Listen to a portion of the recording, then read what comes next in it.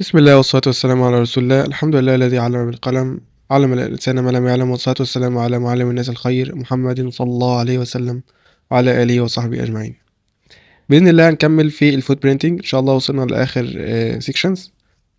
وصلنا لحاجة اسمها ال IBMI سيرفيس، اسمها IBMI، اختصارها ل Intelligent Platform Management Interface.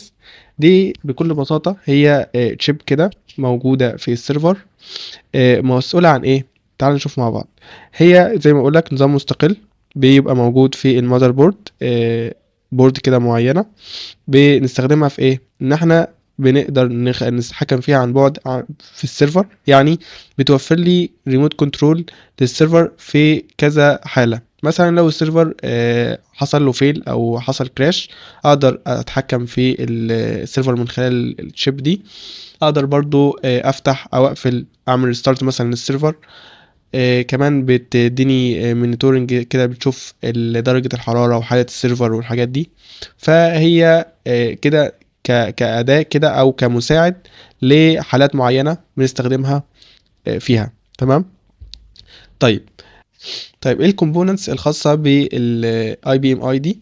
في حاجة اسمها بيسبورد مانجمنت كنترولر، ده يعتبر المخ او الاهم حتة موجودة في الشيب، ودي اللي بتدير كل حاجة. تمام. في حاجة اسمها التشيسس باس مانجمنت باس، ده اللي هو الوصلات اللي بيوصل بالجهاز. وحاجة اسمها البلاتفورم مانجمنت باس برضو، ده برضو تبع الوصلات والميموري، لان كل حاجة ليها ميموري. وحاجة اسمها communication interfaces، دي اللي احنا بنعرف نعمل communication او نتوصل للكنترول من خلاله. تمام. مش مهم قوي الكومبوننتس هنا، المهم ان انت تفهم وظيفته، وبعد كده نفهم ازاي نتواصل بيه او نعمله فوت برينتنج او نعمله انيميشن. خلاص. طيب اول حاجة من خلال ال ماب، هي مبدئيا كده لازم تعرف الخدمه دي بتشتغل على يو دي بي ولا تي سي بي، والبورت بتاعها كام. فهنا البورت بتاعها 623 وبتشتغل باليو دي بي. خلاص. هقول لك دلوقتي الكوماند اللي بنعرف منه اذا كان الخدمه دي شغاله ولا لا من خلال الانماب. تمام. ويبقى زي ما بيقول لك ان فيها او اس سيستم، بيبقى ليها اوبريتنج سيستم كده لوحده، بيبقى معظم الوقت لينكس. خلاص. وليها 3 انواع او دول اكتر انواع للشيب دي. اول حاجه اللي هي اتش بي، تبع شركه اتش بي وتبع شركه ديل وتبع شركه حاجه اسمها سوبر مايكرو. تمام. الحته دي مهمه جدا، هنفهم ليه مهمه بعدين. اول حاجه في المثال هنا، اول حاجه طبعا بنعمل فوت برينتنج وانيميشن لو نشوف هل البورت دي شغاله ولا لا. خلاص. فاحنا فتحنا الانماب، بقول له استخدم لي السكريبت وافتح لي استخدم لي اليو دي بي. انا عايز استخدم المود الخاص باليو دي بي، وفي سكريبت كده جاهز. السكريبت ده بيجيب لي الفيرجن لو هي مفتوحه، وهنا بنحط الاي بي بتاعنا. خلاص. فهو لو مفتوح هيقول لك ان هي اوبن. خلاص. وممكن يجيب لك الفيرجن، ويقول لك برضو اذا كانت انهي نوع او اي شركه المختصه بيها. خلاص. طيب بعد ما عملنا اسكان وعرفنا ان هي مفتوحه، في حاجه مهمه جدا جدا جدا بنقدر توفرها لنا لو احنا اكتشفنا ان السيرفيس دي مفتوحه، هي الباسورد اليوزر نيم. فاحنا لو عرفنا نكتشف الباسورد واليوزر نيم، بنعرف نعمل كنترول، ومن خلالها بنوصل لحاجات كتير. انت بيبقى عندك شبه اكسس كامل على السيرفر. انت تخيل بقى ايه، من خلال سيرفيس بسيطه كده تقدر تعمل اكسس على السيرفر. طيب في اللي ما يعرفش ميتاسبلويت دي تول كده جاهزه، فيها بيلودز او كودز كده بتبقى جاهزه، سكريبتس كده جاهزه، وفيها vulnerabilities برضو بتقدر تستخدمها. يعني تول كده اوتوماتيك بتوفر لك او بتساعدك جدا في عمليه الاتاك. خلاص. فانت اول حاجه بتفتحها بتعمل ران ليها، وبعد كده بتختار الموديول او البيلود اللي انت عايز تخترق بيه، وبعد كده بتعمل ران، او السكريبت اللي انت بتبقى عايز تعمل تخترق بيه او تستخدمه. خلاص. وبعد كده بتعمل ران. قبل ما بتعمل ران بتجيب حاجه اسمها شو اوبشنز. الاوبشنز دي بتقول لك انا عايزه منك ايه قبل ما اعمل رن. يعني التول بتقول لك انا عايزك مثلا تديني الاي بي الخاص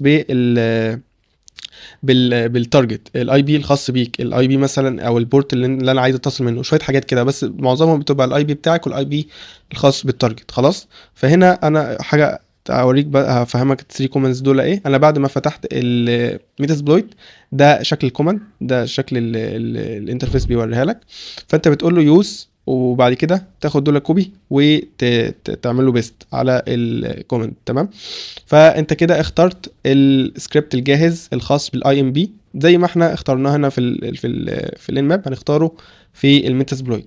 خلاص ان شاء الله ربنا ييسر هنجرب كل ده عملي. بس هنا عندي مشكلة ان هو مش راضي يديني اي بي اجرب عليه، فهنشوف الحتة دي ان شاء الله بعدين.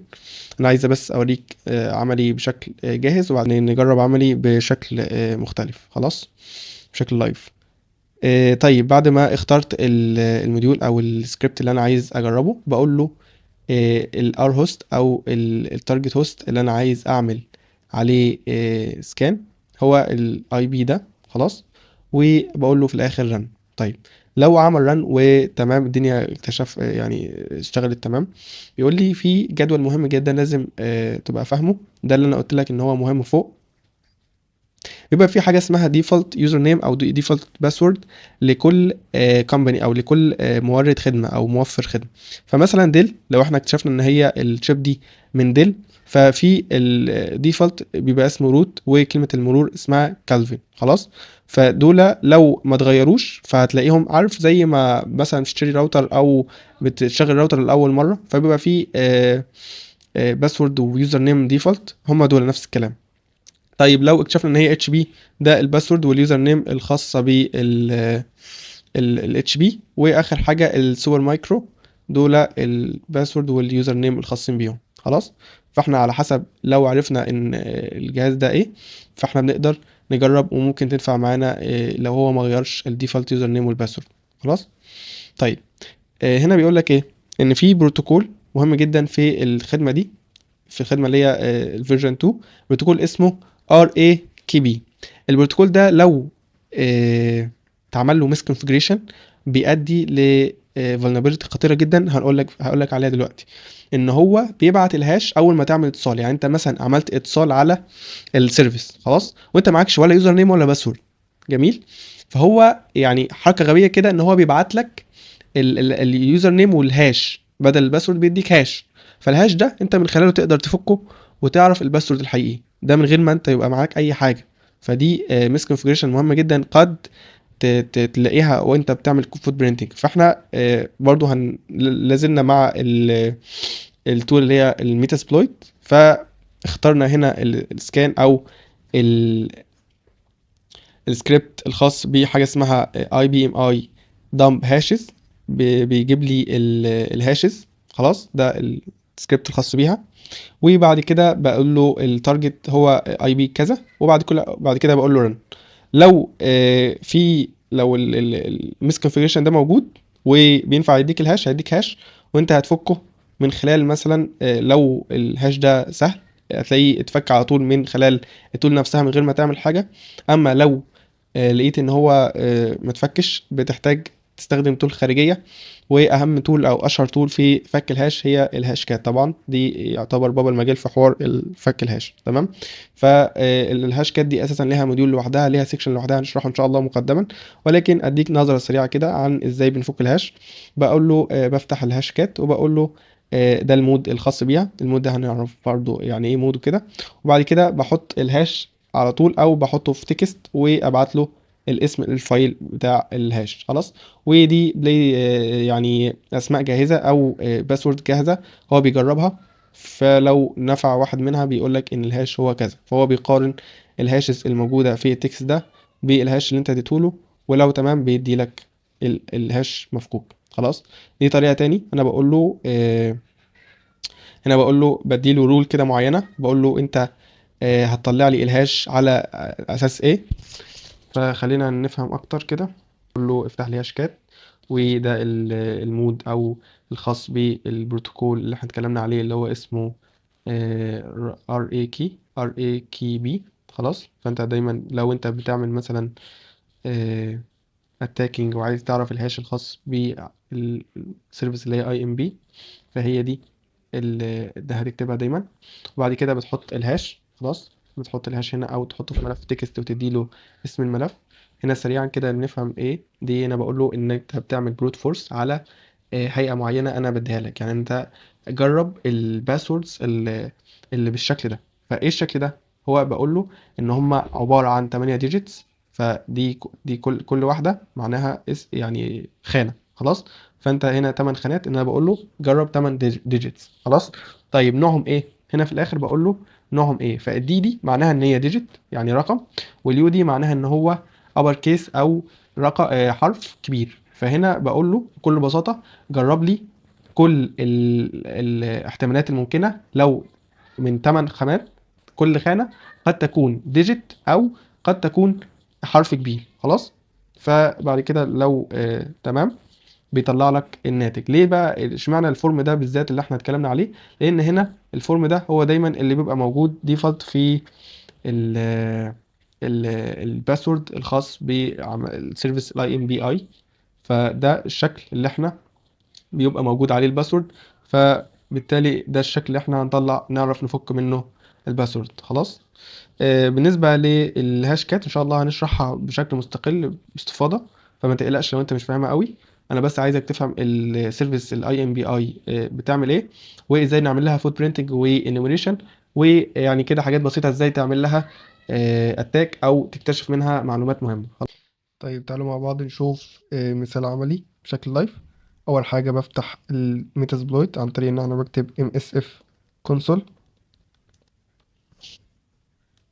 خلاص كده فتحت معايا. فهنا اجرب اجيب دي كده بيست. ده انا لو عايز اجيب الهاش. خلاص. بعد كده اقول له كوبي بيست. بعد كده اقول له عايز ست الار هوست او التارجت هوست. هنا مديني الاي بي. تمام. وبعد كده بقول له run. تمام. شايف كده جاب لي اليوزر نيم والهاش. فانا هفك الهاش ازاي؟ انا اخده كده كوبي. خلاص. بعد كده اقول له اكسب، احطه في فايل نانو هاش دوت تكست، احط فيه اوكي سوري كوبي. بعد اقول له تمام يس تمام. ونيجي هنا عشان نفك الهاش.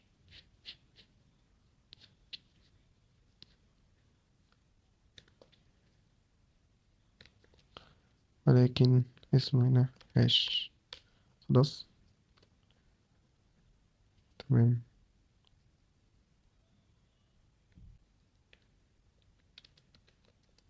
المهم بعد ما لو انا بس عندي مشكلة هنا في الروكيو مش موجودة. فبعد ما بتفتحها وتبقى الروكيو موجودة عندك مظبوط، هيفتح لك الهاش، هيفك لك الهاش وهتبقى الاسم ده حاجة اسمها ترينتي. فانت بس اهم حاجة تبقى فهمت الكونسبت. فالسلام عليكم ورحمة الله وبركاته.